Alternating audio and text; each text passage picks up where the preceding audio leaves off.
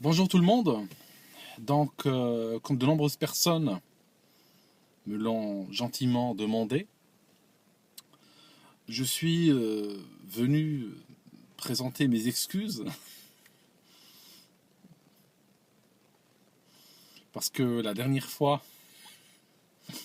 non, les gars, s'il vous plaît, les gars, c'est une histoire extrêmement sérieuse, d'accord.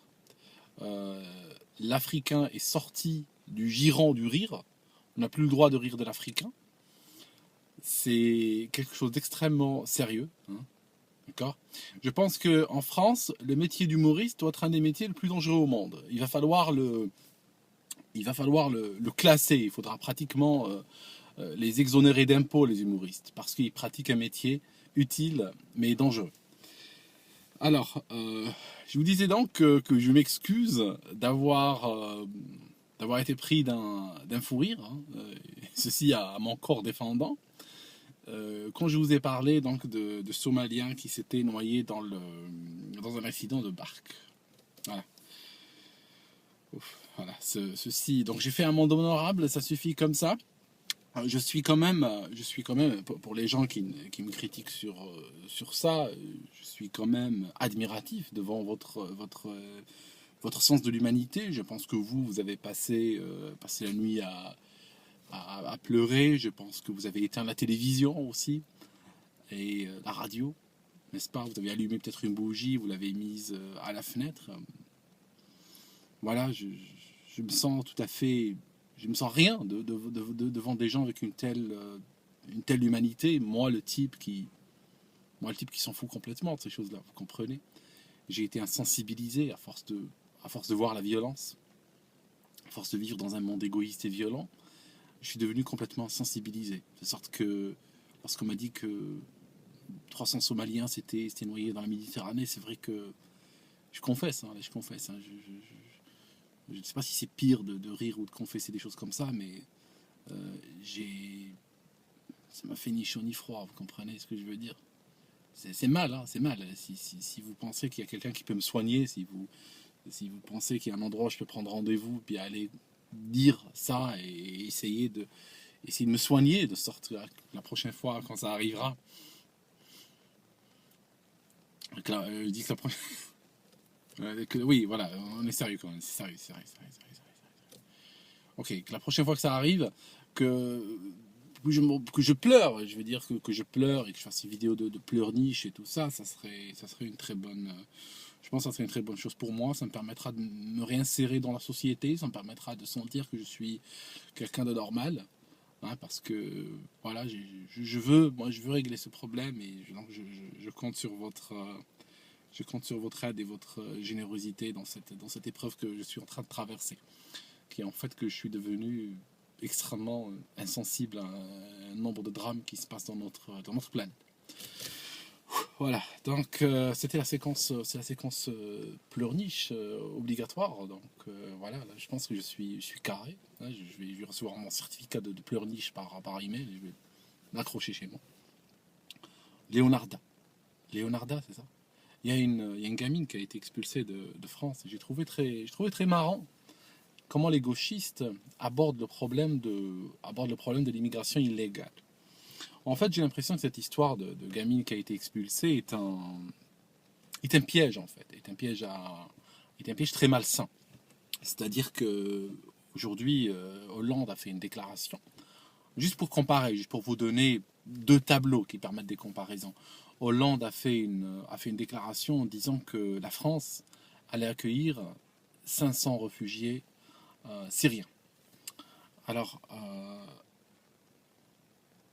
la dernière fois que Hollande parlait de ses amis syriens, il faisait donc référence à des groupes de terroristes venant de Tchétchénie, venant du Maghreb, venant d'Afrique, venant d'Asie et d'autres endroits dans le monde, venant d'Arabie Saoudite également.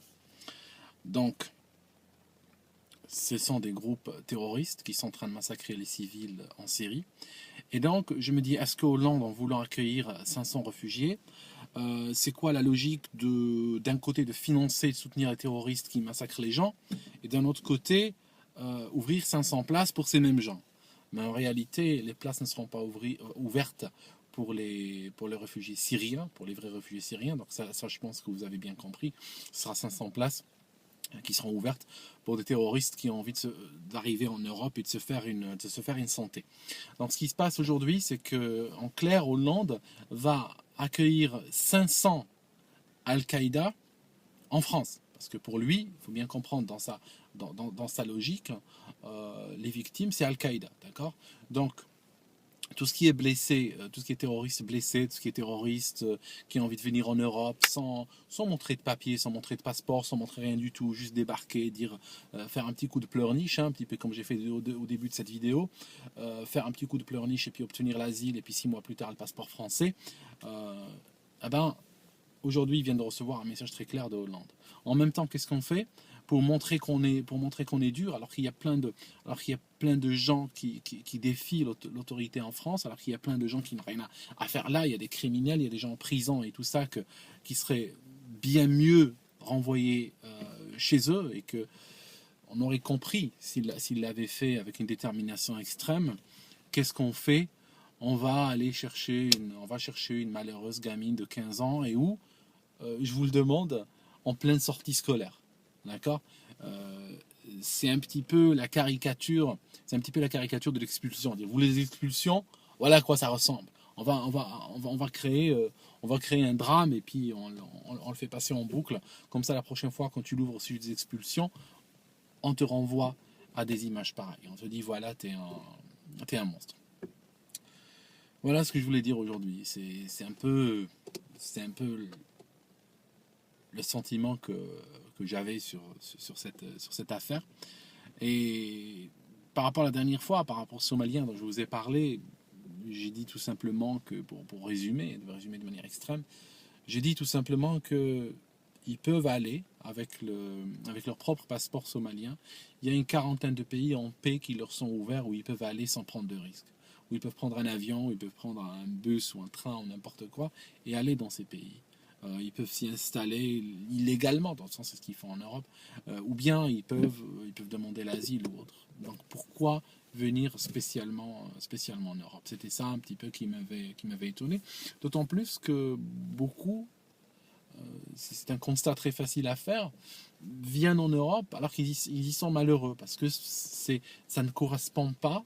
Ça ne correspond pas, si vous voulez, les structures sociales et économiques et tout ça ne correspondent pas à des choses qu'ils ont envie d'adopter. Je peux les comprendre. Hein. Je n'ai pas dit que l'Europe avait un modèle universel que chaque humain sur Terre doit vouloir absolument adopter. Moi, je comprends un type qui me dit, oui, moi je trouve que c'est un modèle de merde, il ne me convient pas. Moi, je dis, ok, je comprends très bien. Maintenant, voilà, je vais pas te payer de mes impôts pour que tu viennes ici et puis camper à mes frais et me dire ouais, que ce système t'intéresse pas, que tu n'as pas envie de t'intégrer dedans, quoi. C'est tout. C'est juste ça. C'est une question très basique à la fin. Voilà. On se voit dans une autre vidéo.